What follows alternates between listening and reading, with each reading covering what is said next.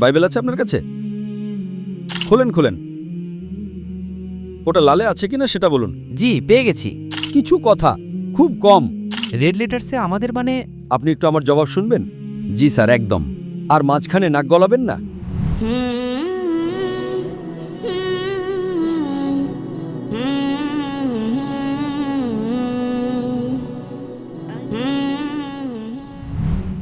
আমার নাম এহসান মসিহ এবং আমি ফয়সালাবাদ থেকে এসেছি।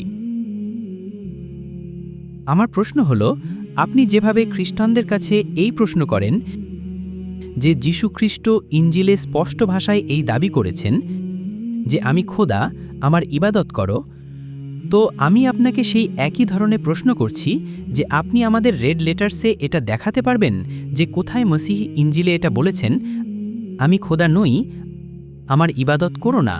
কারণ আমরা যখন ইঞ্জিল দেখি তখন ইহুদিরা তার ওপর যে অভিযোগ করেছিল সেটা ছিল কুফরি অভিযোগ, যে সে নিজেকে খোদার সমান বরং খোদার ছেলে বলে দাবি করে। জি ভাই সাহেব, এটা বললেন যে যেমন আমি বলি যে পরিষ্কার ভাষায় আপনি আমাকে ইঞ্জিলে দেখান। ইঞ্জিলে আমি কখনোই বলিনি এটা আপনার ভেজাল কথা। আমি বলেছি বাইবেল, আর বাইবেলের অনুবাদ ইঞ্জিল নয়, এটা ভুল। এতটুকু বুঝে নিন। আমি কখনোই বলিনি যে ইঞ্জিলে দেখান। আমি বলেছি আপনি বাইবেলের কোথাও আমাকে দেখান, কোনো সন্দেহ ছাড়া, কোনো দ্বিধা ছাড়া, যেখানে ঈসা আলাইহিস সালাম নিজে বলছেন যে আমি খোদা অথবা আমার ইবাদত করো। এখন আপনি আমাকে জিজ্ঞেস করছেন, আপনি বলুন কোথায় লেখা আছে ঈসা আলাইহিস সালাম বলেছেন আমি খোদা নই। আপনার লজিকটাই ভুল।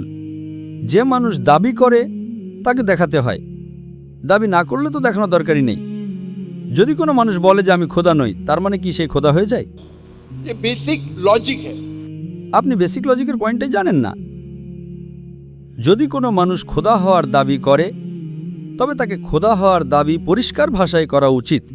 যে খোদা হওয়ার দাবি করে না, তার এটা বলার দরকারই নেই যে প্রত্যেক মানুষ এসে বলবে যে আমি খোদা নই। এখানে কত 50,000 লোক আছে, সবাই বলবে আমি খোদা নই? ওটা তো বোঝাই যায় ভাই। এই সিম্পল লজিকের পয়েন্টটা আপনি জানেন না। তারপরও আমি দেখাবো।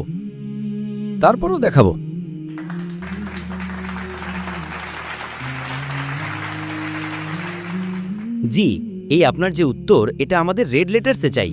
আমি প্রশ্ন শুনে নিয়েছি, পুনরাবৃত্তি করার দরকার নেই। আপনি যদি মাঝখানে বাধা দেন, আপনি নিয়মের বিরুদ্ধে যাচ্ছেন। জি ঠিক আছে। ঠিক আছে বলাটা উচিত নয়, বুঝে গেছি আমি। আপনার মাঝখানে বাধা দেওয়াই উচিত নয়, যতক্ষণ না আমি জিজ্ঞেস করছি। আমার স্মৃতিশক্তি খুব ভালো, আলহামদুলিল্লাহ। আপনি বলেছেন রেড লেটারেই কোট করব।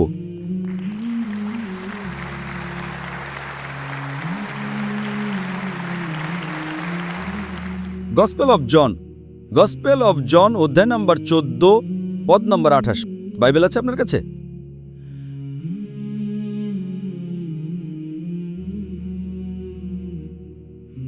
হ্যাঁ। খোলেন। রেড লেটার বাইবেল আছে? রেড লেটার বাইবেল আছে নাকি নর্মাল বাইবেল আছে?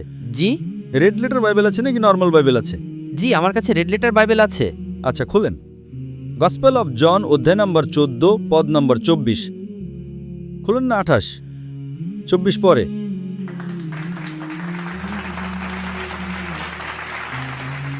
জি, গসপেল অফ জন অধ্যায় নম্বর 14 পদ নম্বর 28। ওটা লালে আছে কিনা সেটা বলুন, আমি পড়ে শোনাবো। এত সময় নিচ্ছেন আপনি, বাইবেল আগে পড়েননি কখনো?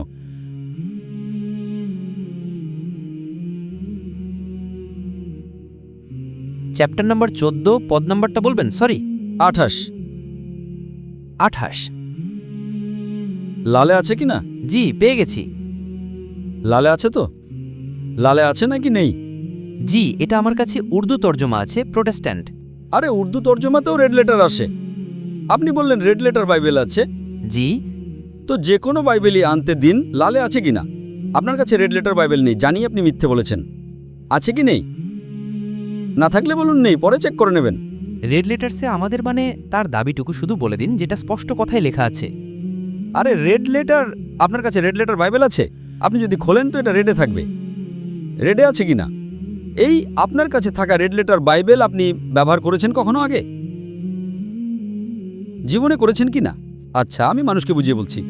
রেড লেটার বাইবেল সেই বাইবেল হয় যেটা খ্রিস্টান স্কলাররা গবেষণা করেন যে এই পুরো বাইবেল ঈসা আলাইহিস সালামের পক্ষ থেকে আসেনি।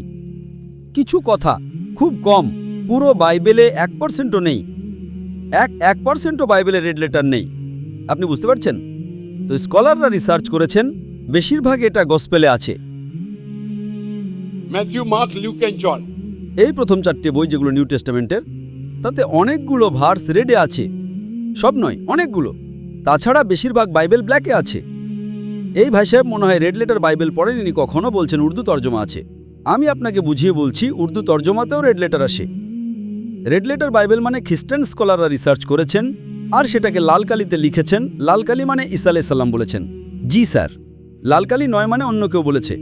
তো এই গসপেল অফ জন অধ্যায় নম্বর 24 পদ নম্বর 28 রেড লেটার আছে। ঈসা আলাইহিস সালাম বলছেন, My Father is greater than I. মানে আমার খোদা আমার চেয়ে বেশি মহান। গসপেল অফ জন অধ্যায় নম্বর 10 পদ নম্বর 29 এটাও রেড লেটারে আছে। My Father is greater than all.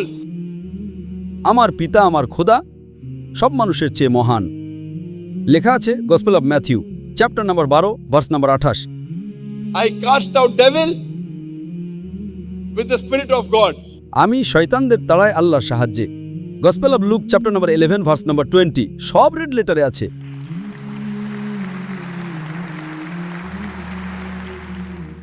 সব রেড লেটারে। আপনার সময় লাগবে, বাড়িতে গিয়ে দেখেন। সব লাগবে, বাড়িতে গিয়ে দেখেন, এত ফার্স্ট আপনি দেখতে পারবেন না। Gospel of look chapter number 11 verse number 20। I with the finger of God cast out devil. আমি আল্লাহর সাহায্যে শয়তানদের তাড়াই। আর লেখা আছে Gospel of John chapter number 5 verse number 30। Gospel of John chapter number 5, verse number 30. I can of my own self do nothing. আমি নিজে থেকে কিছুই করতে পারি না, এটা খোদা বলছে। জি স্যার, একদম। আপনি একটু আমার জবাব শুনবেন আর মাঝখানে নাক গলাবেন না। I can of my own self do nothing. আমি নিজে থেকে কিছুই করতে পারি না। As I hear, I judge. যেমনটা আমি শুনি সেইভাবেই ফয়সালা করি। I can of my own self do nothing. As I hear, I judge, and my judgment is just. আর আমার ফয়সালা ইনসাফপূর্ণ, For I seek not my will, but the will of my Father. কারণ আমি আমার নিজের ইচ্ছায় কিছু করি না, খোদার যে ইচ্ছা সেটার উপর আমল করি। যে কেউ বলে যে আমি আমার সব ইচ্ছা আল্লাহর ইচ্ছা অনুযায়ী জীবনযাপন করি, তাকে বলে মুসলিম। তো ঈসা আলাইহিস সালাম বাইবেলে বলছেন যে আমি মুসলিম। আর আপনি যদি আমার লেকচার শুনেন, সেখানে অনেক রেড লেটারই, বেশিরভাগ রেড লেটারে আছে অনেক জায়গায়, অনেক জায়গায়। তো ঈসা আলাইহিস সালাম পরিষ্কার ভাষায় বলছেন, আমার খোদা আমার চেয়ে মহান, আমার খোদা সবচেয়ে মহান। আমি শয়তানদের বের করি আল্লাহর সাহায্যে, খোদার সাহায্যে। আমি নিজে থেকে কিছুই করতে পারি না। আর এমন অনেক, আপনি আমার ক্যাসেট দেখুন, similarities between Islam and Christianity. আপনি অনেক রেড লেটার কোটেশনস পাবেন যেখানে ঈসা আলাইহিস সালাম বলছেন আমি খোদা নই।